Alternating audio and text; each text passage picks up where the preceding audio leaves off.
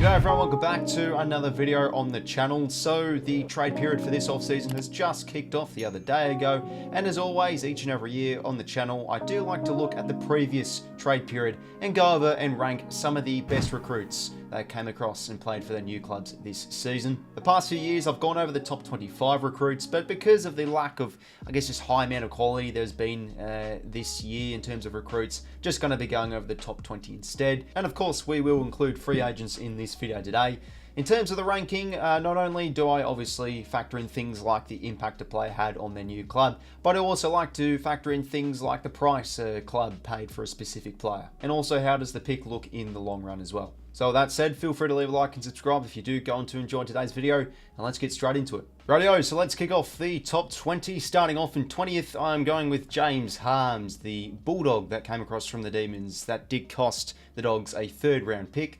Now, he did only play 9 games for the Doggies this year, but he was able to come in as a bit of a depth option and play a bit of a forward role under Luke Beveridge and have some, I felt, pretty good individual games. He had a blinder against the Giants up in Sydney. Do remember he had a really strong performance against the Tigers, kicked a few goals, and did come in for their finals game against the Hawks as well. He's 30 years old next year. They've got Jack McRae leaving the club, so I see this as just a healthy depth option that can show ability to win contested ball, but also float forward and kick a couple of snags. So for a third round pick, not a bad pickup for the Dogs, 𝐓𝐡𝐞 𝐎𝐥𝐝. Next up in 19th, I'm going with Paddy Dow, this Saint that came across from the Blues, a player that just for seasons on end had so many talks about, oh, is he going to find a new home, and finally found the Saints. Alongside Paddy Dow, the Saints got pick 40 and a future third, whilst the Saints gave away their future third and 2 future fourths for a midfielder to add to the crop. Unfortunately, though, for Paddy Dow's sake, he did get injured, and I think he had bone bruising for the first few months. He only played 10 games in the end, but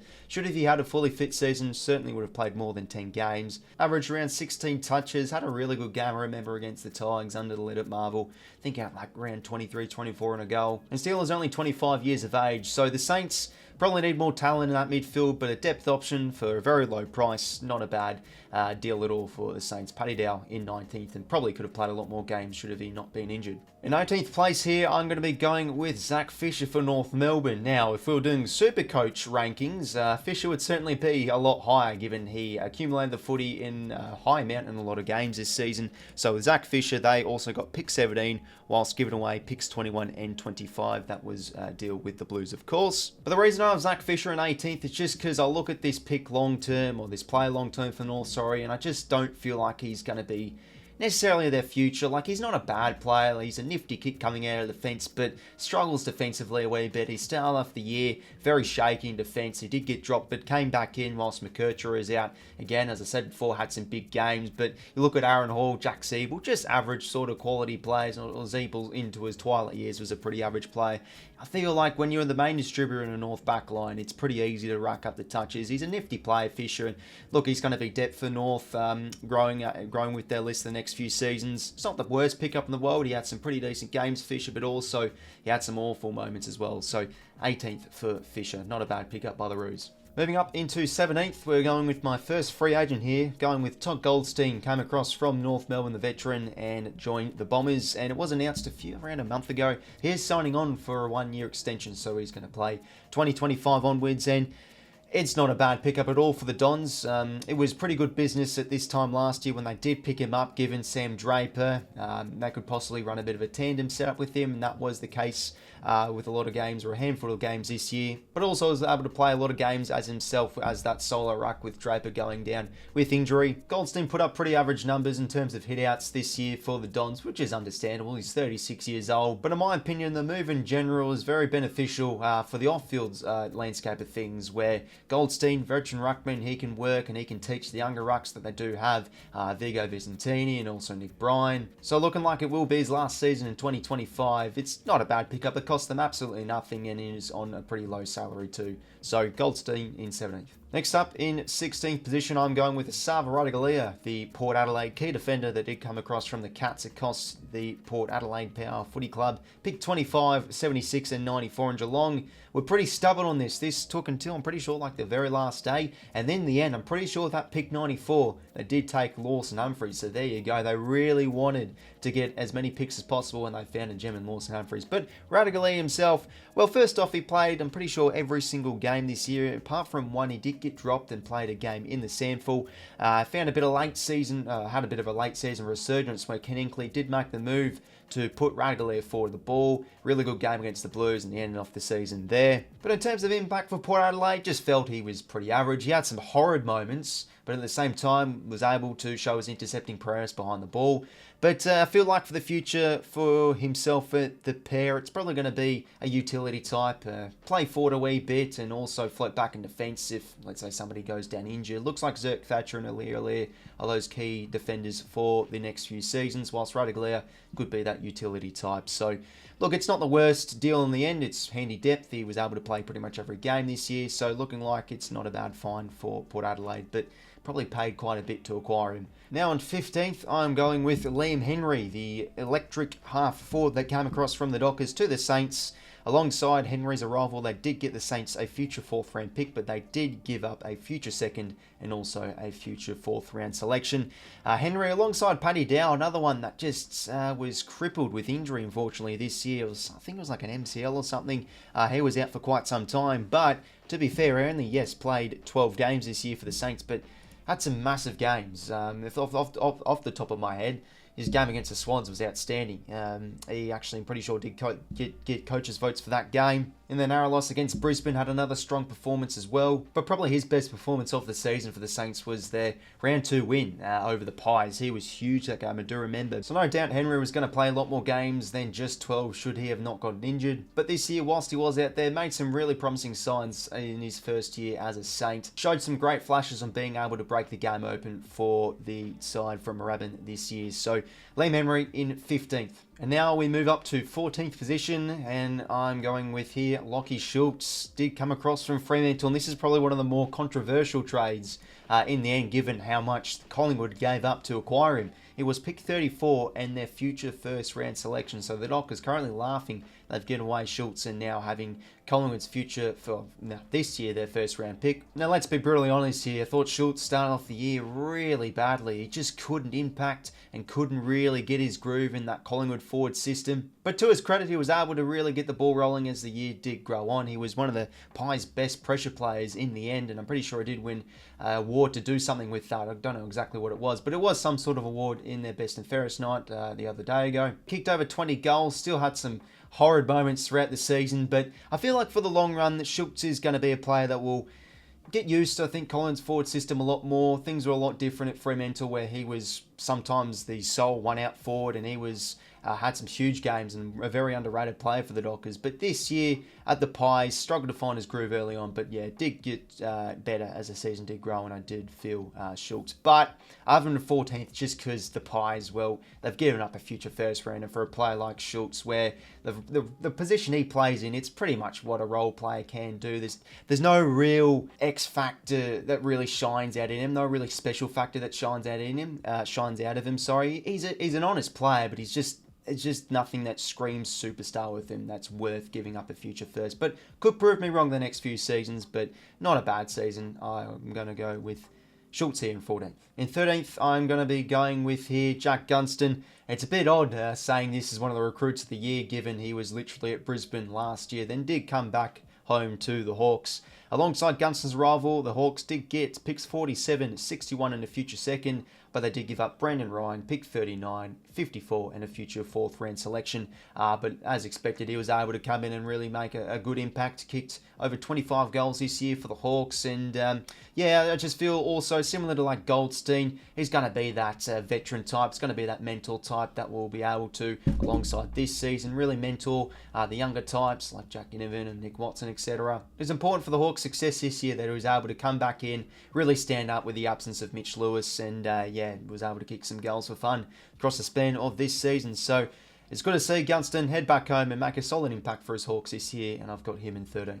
We now move on to 12th position, and I'm going with Jay Gresham, the free agent that did go to the Bombers, coming across from St Kilda. This time last year, Feldt was one of the best pickups of the trade period, given that Essendon's still crying out for a very efficient small forward brigade, and 𝐓𝐿 had some very strong performances over the span of his time at the Saints. Felt like he'd come in and really bring the house down for the Bombers this year. And look, I feel like his impact was good. It wasn't outstanding, but it wasn't bad. He kicked 19 goals. He had some pretty decent games scattered across the season for the Dons. Played also 22 games this year, so it was at least good for his sake not to go down with injury, let's say.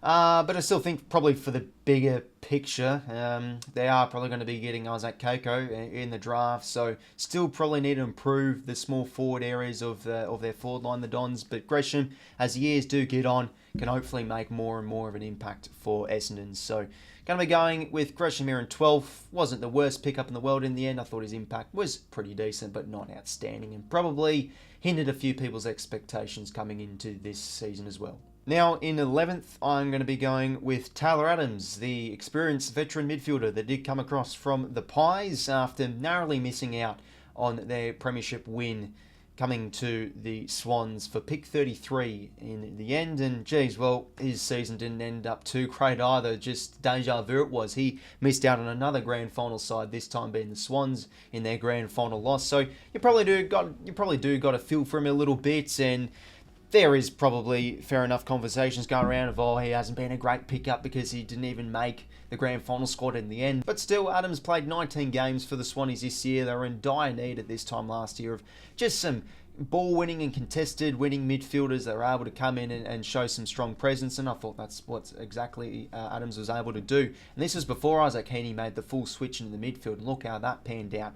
Whilst Luke Park was suspended and also injured, Adams for the most part of the season was able to come in, play a half forward role, but also roll through the midfield. I thought he was great on being able to get highly involved in a lot of Swans attacking chains. Yes, some of his disposal ability let him down, but his in and underwork, especially as a Sydney supporter, I thought was very good this year. So look, he's going to be 31, I'm pretty sure, next year. He'll start to slightly regress as the years do get on, but for pick 33, a solid depth option, he should still be able to try and retain his spot in the best 22 for at least the next season. So not a bad pickup at all for the Swannies. Tyler Adams, I've got him in 11th. Now for the top 10, in 10th place, we'll start off with, I'm going with Xavier 𝐷𝐪𝐻, the new bomber that did come across from Port Adelaide. He was a part of that Brandon 𝐵𝐸𝐻𝐿𝐴𝐶𝐻 deal, so in return, the Bombers did give up Brandon 𝐵𝐸𝐻𝐿𝐴𝐶𝐻, pick 73, and 2 future 4th round selections.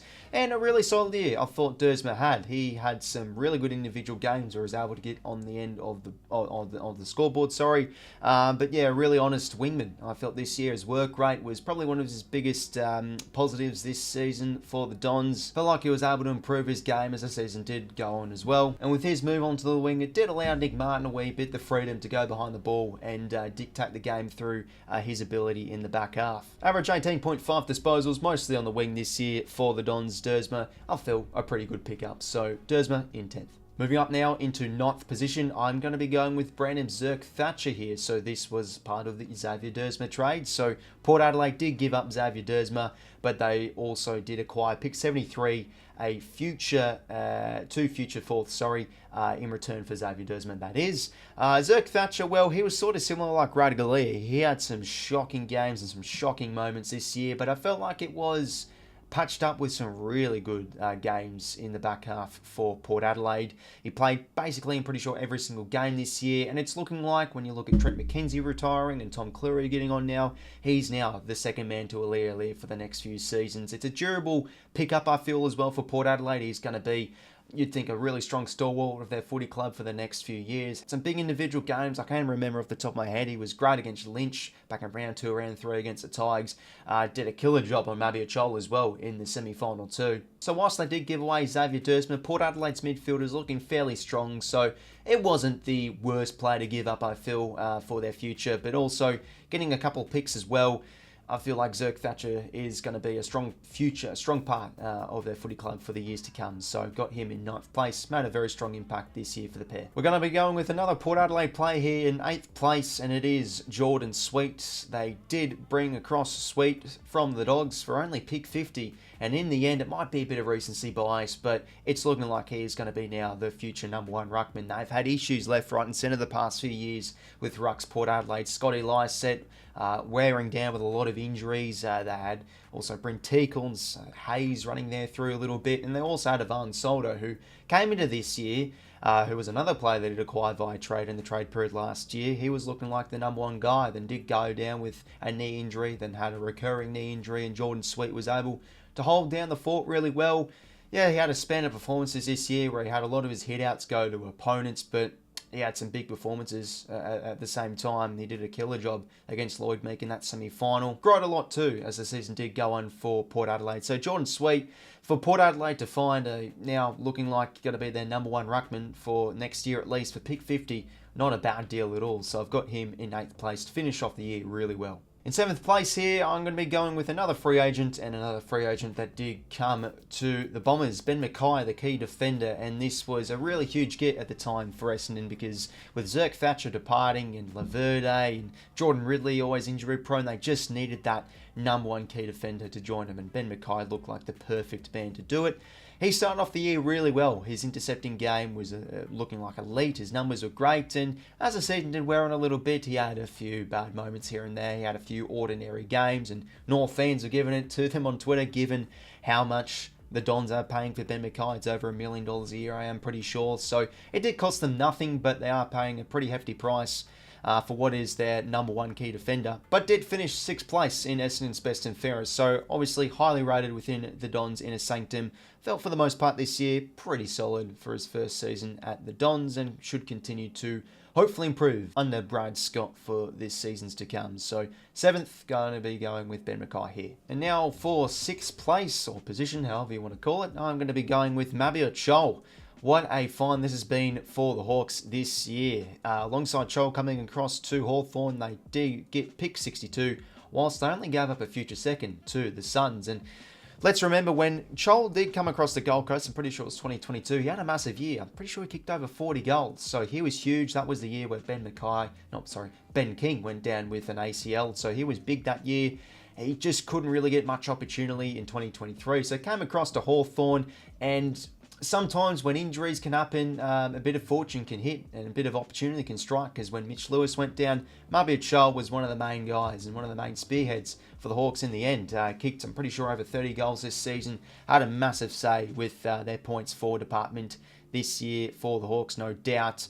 Really cool and calm, collected, set shots, operator as always. He's an absolute superstar, let's remember. He can get found out against some strong key defenders this season, but given the value of this player and how much output they did get from him given his value, got to be putting him in 6th place here. Thought he had an outstanding year at his first year down at Waverley. And now we move on to the top 5. These have been some quality pickups for their respective clubs this season, no doubt. In 5th, we're going to be going with Elijah Hollands. Decided to head to the Blues to join with his brother Ollie from Gold Coast, and they also got picks 28 and also future 4th, whilst giving up pick 26 and a future 3rd. So a really solid deal there, and his impact this year for the Blues was really good. I really enjoyed his season personally, playing a half-forward role, but also able, with his really strong work rate, work up the ground, help out in transition, and also get on the end of a lot of goals this year. He kicked 17, I'm pretty sure it was, if I can check. Yeah, 17 goals this year as a half-forward midfield type.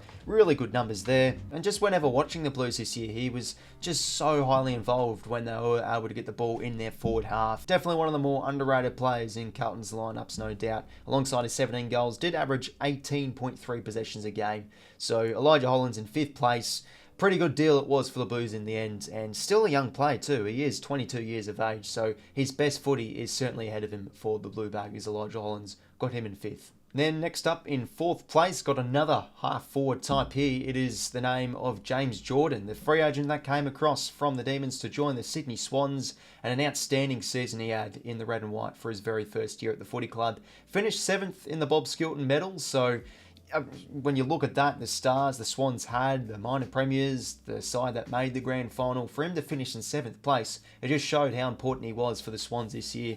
played a really pivotal role for the most part this year on being able to lock down on quality midfielders and also half-backs. Not only was he able to negate some of the opposition's best distributors, but he was really good on the attacking front of things for the most part this season. Got on the end of a couple quality goals too, and was a player that was able to really get highly involved in the Swans' attacking chains this season. So a free agent that came across from the D, struggled to find consistent game time, played pretty much, I'm pretty sure, every single game for the Swans this year, finished 7th in the best and fairest. One of the recruits of the season, no doubt, James Jordan, got him in 4th. And now for the top 3, these have been 3 quality pickups for their respective clubs. In 3rd place, going to be going with Jack Ginnivan. Came across from the Pies to join the Hawks. One of the more hyped up trades at this time last year. And what a deal it was in the end for Hawthorn. Not only his impact was great for Hawthorn this year, but the deal was outstanding in the end. They got pick 39, Collingwood's future 2nd and future 4th. Whilst they did give up pick 33, they gave up their own future 2nd and future 3rd round selections. But the thing is, given Hawthorn finished above Collingwood this year, they've actually got the better quality picks because Collingwood did get Hawthorn's future picks for this trade. So, yeah, in the end, geez, if you're a Collingwood supporter and this has been the towel most of the time this year, you just wish you didn't give up Jack Ginnivan. And what a brilliant season he had for Hawthorn. Was able to get on the end of a number of goals this year. And we all know Jack Ginnivan, he's not an absolute superstar, but just what he's able to do in open play and also be a bit of that Tommy Papley type, really get in the face of the opposition and show his swagger and show his confidence. He just fits so well in that young and electric Hawks forward line alongside Nick Watson. Ginnivan, young player as well, so some of his best footy is yet to come too for the Hawks. So Jack Ginnivan, 3rd best recruit this year in my opinion. 2nd best recruit of 2024, I am going to be going with Brodie Grundy from the Sydney Swans. The past, I guess, decade or so, the Swans have been crying out for an elite level ruckman, and they finally were able to get one with Brodie Grundy. Came across from the Ds, and geez, how did this one end up happening when you look at it 3 or 4 years ago? It was looking great with the hefty contract, or the big contract, at the Pies. Got injured, then wanted opportunity, went across the Ds, and they just used him really poorly. So, yeah, it's crazy how things can work out in footy because it just fitted the Swans so well. 𝐓𝐡𝐞 was rucking on one leg last year, retired, so they needed a player like Grundy and was huge for the Swans this season. Yes, he did taper off as the year did go on, and in the end, finish off the year, I guess, a little bit on a sour note. But still, with the value they got and how cheap they paid to bring across Grundy, it still is an excellent deal. They only gave up a pick 46 and their future 2nd round pick, and given they were the runners-up, this pick in the end will probably be pushed out to a pick 40 with all the academy bids. So 2 picks in the 40s to the Demons for Brodie Grundy. What a pickup it is. He was awesome on being able to win a lot of ground ball for the Swans. He was rated as one of the best hardball gets plays in the competition, and overall just an excellent pickup for the Swans. They were just in desperate need of a good quality ruckman, and they've got young Will Green, they've got Lachie McKendry, they've got some young ruckmen, so Grundy also off the field can definitely mentor those types. So the 2nd best recruit of the season, Brodie Grundy. Which leaves the recruit of 2024, and let's be real, it's pretty obvious here, it's got to be Massimo D'Ambrosio. What an outstanding pickup it has been from Hawthorn. They paid only pick 61 and a future 4th to Essendon, and in return they got a player that was one of the best wingmen in the competition this year and made the All-Australian squad. This guy barely played a full season. I think it was his first full season for Essendon last year, then now his 2nd full season, given he was he was a mid-season pickup for the Dons in 2022. The beauty about this player, though, is not only did he play every single game for the Hawks this year, he started off the year really well. Like, he was putting up some solid numbers the first few rounds. It's not like he started off the year struggling and then really got into form. No, he was solid pretty much every single game for Hawthorn this year. He fitted their setup so well because he's just such a lovely kick in transition and also open play on that left foot. He just able to position himself really well around the ground, put himself in the right spots. Wasn't really that much of a goal kicker, but was able to hit some nice deliveries inside 50. And for the price Hawthorn paid to get D'Ambrosio, what a deal it was in the end. An All-Australian squad, All-Australian caliber wingman to be acquired for just pick 61 and a future 4th. I mean, that's one of the deals of quite some time. So D'Ambrosio, has to be, in my opinion, the recruit of 2024. So ladies and gentlemen, there is my top 20 recruits of the 2024 AFL season. Feel free to let me know your opinions down below in the comments. Would you change some of the rankings? These are always a pretty heavily debated type of topic, some of these recruits and some of these rankings. And did I miss out on a couple of players? There were a few players that I might have been able to squeeze in. So let me know your opinions down below in the comments. So thanks very much for tuning in, everybody. Feel free to leave a like and subscribe if you did go on to enjoy today's video. And until next time, I'll talk to you later. See you later, fellas.